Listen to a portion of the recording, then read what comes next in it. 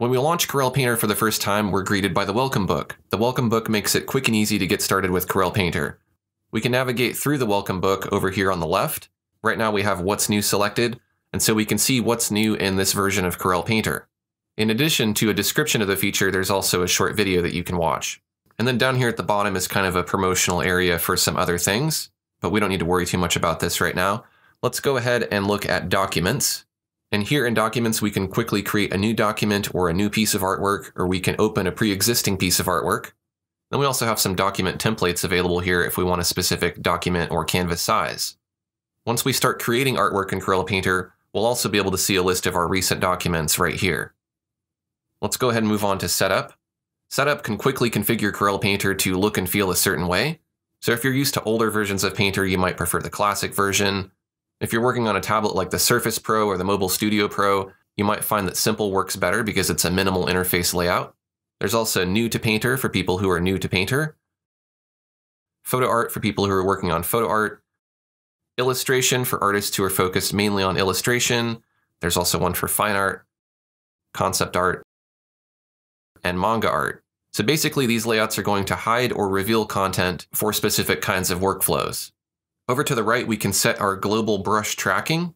Brush tracking is another way to say pressure sensitivity. And what's cool about Corel Painter is you can set a specific brush tracking for each individual brush. Down below that, we can also set up the color management. We're going to come back to both of these settings in a little bit. Now, if you want, you can experiment with all of these different layouts and see if there's one that you like best. I'm going to show you how to create your own custom layout as we go through this course. So I'm going to go ahead and just leave these alone for now. We already looked at what's new, so now let's take a look at tutorials. This is a collection of tutorials by Corel Painter masters like myself, and they go more in depth into specific topics and techniques. Let's move on to the Gallery tab.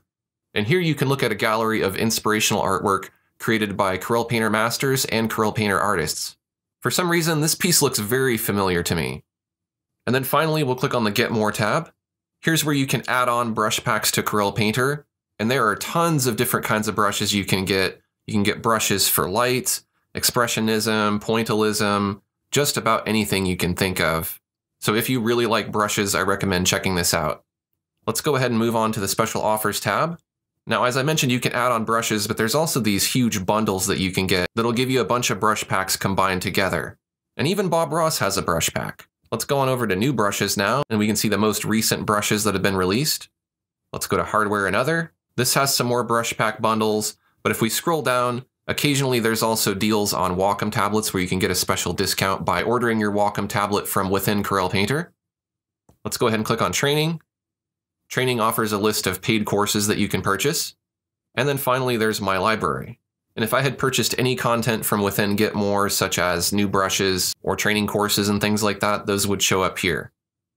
Let's go ahead and go back to Documents. And the welcome screen is going to show every time you launch Corel Painter. So Documents is probably the most useful because it'll give you access to your recent documents and your document templates. However, if you don't like the welcome book and you don't want it to pop up every time you launch Corel Painter, you can click on this gear icon here and then uncheck Show at Startup. Now when we launch Corel Painter, the welcome book will stay closed. We can click on the X here to close it. And then if we ever want to get that welcome book back, we just go to Help and Welcome. I'll go ahead and close the welcome book and we can move on to creating a new canvas. In order to start painting, we need to create a new canvas. To do that, we can go to File, New. Now, when I say canvas, I don't necessarily mean that you're going to be painting literally on a canvas. Your canvas can be paper, it can really be any kind of substrate, but in Corel Painter and most art applications, the document you're working on is referred to as the canvas. When we choose to create a new canvas, we get the new image dialog. Here we can set an image name. I'll just call this Test 1. We can also choose canvas presets. If there's a specific size that we like, we can save that size and reuse it. We'll dive a little bit deeper into this setting later in this course. And then down here, we can set our width, our height, and our resolution. Now, width and height define the size of the canvas. Right now it's set to pixels, but we could also change this to inches, centimeters, points, picas, and columns. Most commonly, you'll be using inches if you're creating artwork for print. If you're creating artwork specifically for the web, you might be using pixels. Let's just go ahead and set it to inches. Now, resolution can also determine the size of your artwork, but it determines the resolution or the amount of detail in the image. So a canvas with higher resolution means that the image will have more detail, A canvas with lower resolution will have lower detail. There are some general rules of thumb that you can follow. For example, a standard print resolution is 300 pixels per inch. You'll always want to set your resolution first before you set your width and height, because changing your resolution can change your width and height automatically. So I'll set my resolution to 300, and then now I can choose my width and height in inches. If you're working in pixels, you don't have to worry about resolution. Now we don't want to just choose an arbitrary width and height. We want to choose a canvas size that will match a standard frame and print size. There's a lot of standard print sizes such as 4x6, 8x10, 11x14, and 18x24.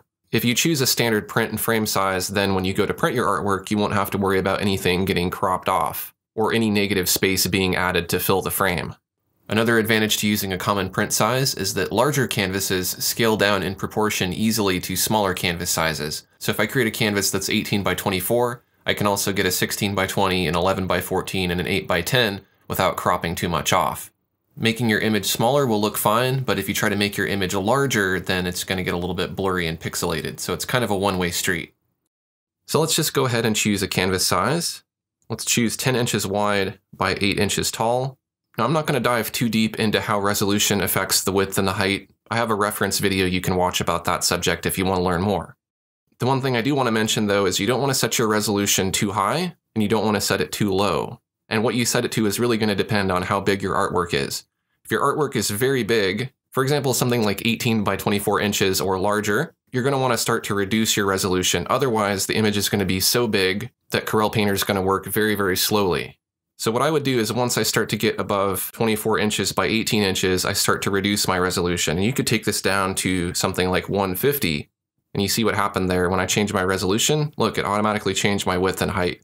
It's kind of frustrating, so that's why I say to change your resolution first. And because this is a larger piece of artwork, if you were to print it out at this resolution, people probably wouldn't be looking at it really close, they'd be standing back. And so the larger the artwork, the lower the resolution can be. The smaller the artwork, the higher the resolution can be, because you'll be looking at a smaller piece of artwork from much closer. So basically the rule of thumb I use is anything under 18x24 I'll set to 300 for the resolution. Anything over that I'll set to 150. But you can experiment and see what works best for your computer. So I'll set the resolution back to 300 and set the width to 10, the height to 8, and that's the canvas that we'll be working with for this demonstration. You can also set the paper color if you want to tone the paper, and you can choose the paper texture. We're going to look at how to do this a little bit later, so we'll just leave these set to their defaults. I'm going to click on OK, and this is going to create my 8x10 canvas. Now if you're working on a Mac, this may look a little bit different. I'm working on a Windows computer. Right now my canvas is coming in a window. And for me personally, I don't like this windowed mode. What I prefer to do is just go ahead and maximize my canvas. That'll go ahead and fill the background with this gray, and then my canvas will be floating here on top of that. So now that we have a canvas here to work with, I'll give you a quick introduction to the user interface. That's coming up next.